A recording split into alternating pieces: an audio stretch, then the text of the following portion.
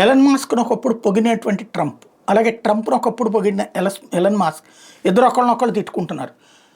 ఎపిస్టన్ ఫైల్స్ని base చేసి అందులో ఆ ఫ్లైట్లో ట్రంప్ కూడా వెళ్ళాడు అంటే చిన్నపిల్లల్ని స్కూల్ స్టూడెంట్స్ని అట్లాగా వాడుకున్నాడు అన్నటువంటిది ఏదైతే బయటకు వచ్చిందో అక్కడి నుంచి చర్చ సీరియస్గా ముందుకు వెళ్తోంది. అందులో ట్రంపే దాన్ని కాస్త బయటికి రానియకుండా చేయడం, ఒకప్పుడు దాన్ని అడ్డుపెట్టిన బైడెన్ని అధికారంలోంచి దించినటువంటి ట్రంప్ ఇవాళ అదే ఫైల్స్లో ఏమీ లేవని చెప్పడంతో దేశవ్యాప్తంగా పక్క నెగిటివ్, ఈవెన్ సొంత రిపబ్లికన్ పార్టీలోనే నెగిటివ్ వచ్చింది. అందుకని మొన్నటిదాకా 51% ఉన్న అప్రూవల్ రేటింగ్స్ ఇప్పుడు 41% పడిపోయింది.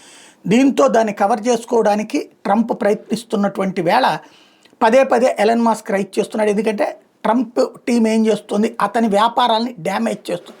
అందులో సబ్సిడీలు తగ్గింపు ద్వారా ఎలక్ట్రానిక్ వెహికల్స్ని దెబ్బతీసే కుట్ర ఒకటైతే, స్పేస్ ఎక్స్ మీద ఒక నెగిటివ్ ప్రాపగాండా చేసింది. ప్రభుత్వ కాంట్రాక్టుల వల్లనే ఎలన్ మాస్క్ ఇంత బతికేశాడు, బైడెన్ టైంలో బాగా తినేశాడు, మేము దాన్ని ఆపుతున్నాము అన్నటువంటి.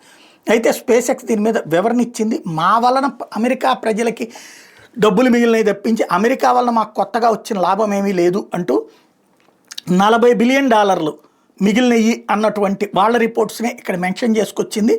వాస్తవంగా $75 మిలియన్ ఖర్చు అయ్యేదాన్ని $40 మిలియన్ మేము తీసుకొచ్చాం మా యాక్టివిటీ ద్వారా.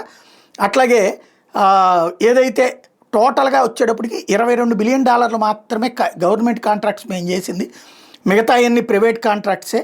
అది కూడా గవర్నమెంట్కి తక్కువ రేటుకి చేసాం. ప్రపంచంలో మేము ఇచ్చేంత తక్కువ రేటుకి అంతరిక్ష సేవలు మరి ఎవరు ఇవ్వరు అన్నటువంటి విషయాన్ని చెప్పుకొచ్చి తద్వారా ట్రంప్ వాళ్ళు కావాలని బుర్ర చల్లుతున్నారన్నటువంటి కాన్సెప్ట్ని జనంలోకి తీసుకెళ్ళింది.